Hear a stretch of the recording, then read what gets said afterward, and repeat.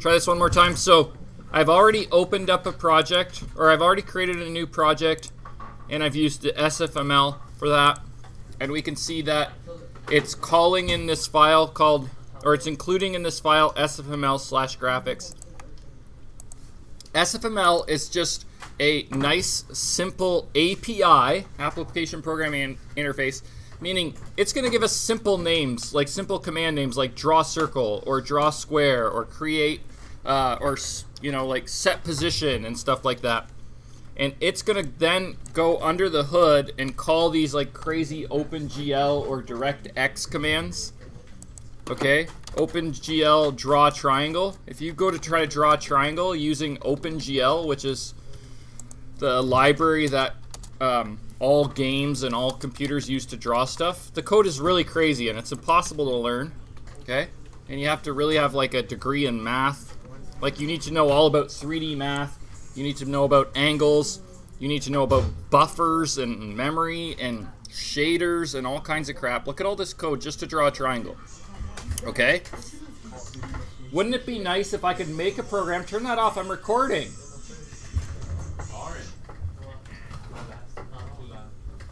Are you dense? Okay? So all this code to draw a triangle. What if I could make a command called draw triangle and you just enter the 3 points and it draws it? That's what an API is, and that's what this SFML library does. So let's look. Apparently the first thing it does is it makes a variable called render window, and it tells how big the screen is, okay? Okay. Then it takes the window variable, and you can see all the commands you can do. It's much like string has a dot length to it. Window has all these commands we can do to it, but we won't worry about any of them right now. Except the first one that gets called is set frame rate limit to 60. So this is going to make my game run, my graphics run 60 times a second. Okay. Then I make a variable called, so it looks like I can have some new variable types. I used to have floats, ints, and strings. Now I have one called circle shape. Okay, and I've given it the name shape. Okay. Now it's more than just a variable. It's called an object because it has stuff I can do to it. Like I can draw it, I can get its color, I can set its origin, I can move it, I can do all these things that we're going to learn about later. But for now, the only two things I have done to it is I have set its radius to 100 pixels and I have set its color to the color green, and that's it. So I've made this variable called circle shape. Now the important part of the game or the graphics is it has to be inside of a while loop that is checking if your window is open all the time.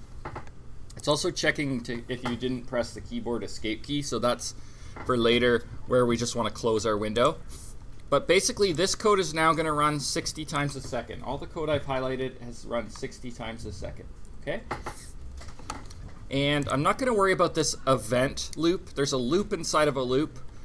But the purpose of this is to check for later on, check if you're using your mouse or your keyboard or anything like that. But we're never going to use this in this class, so we're going to ignore that, but we do need it in the code.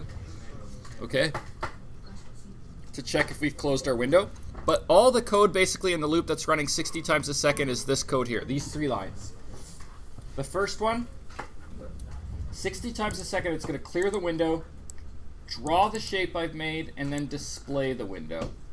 So clearing the window just erases everything on the screen. Draws everything into the memory of the keyboard, draws everything to the video card, and then the video card figures out how everything's going to overlap and layer and all that stuff. And to get the video card to display it to the monitor, you just write the word display. So if I run this code, it should just make a green circle on the screen.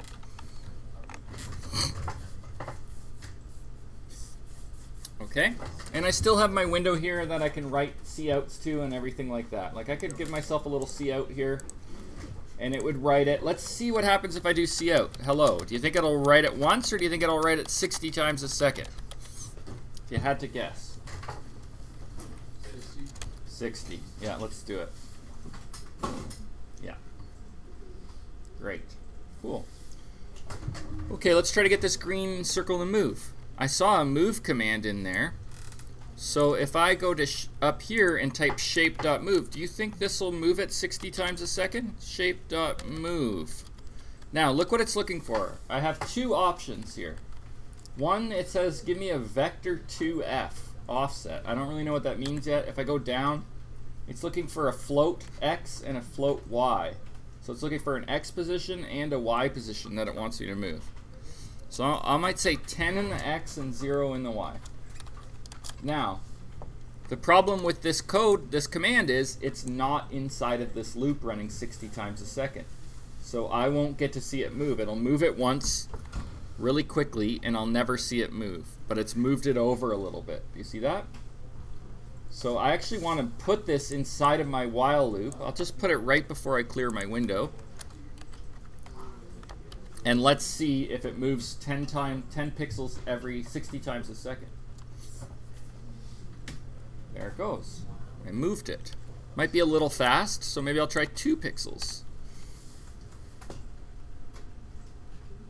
Okay, it's moving. Great. Let me see if I go in the Y. It looks like down is up and up is down here. If I press 2, I think it's going to go down. So in graphics on a computer, down is always positive, unlike it is in math. Okay. So if I give it no pixels in the X and 2 in the Y, it'll move straight down. And if I give it 2 pixels in the,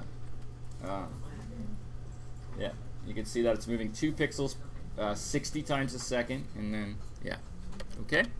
So that's all we have to do with graphics today. You can experiment with some of the colors. If you back off here and hit ::, you could see all the colors that you can have. There's black, there's blue, there's cyan, there's red, there's magenta.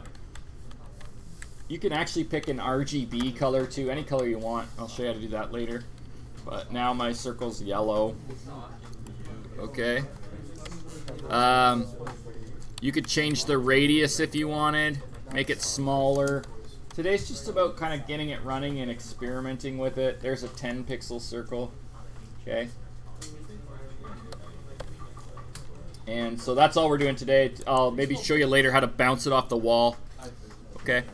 But that's all we got for today. Lab 13. Check it out.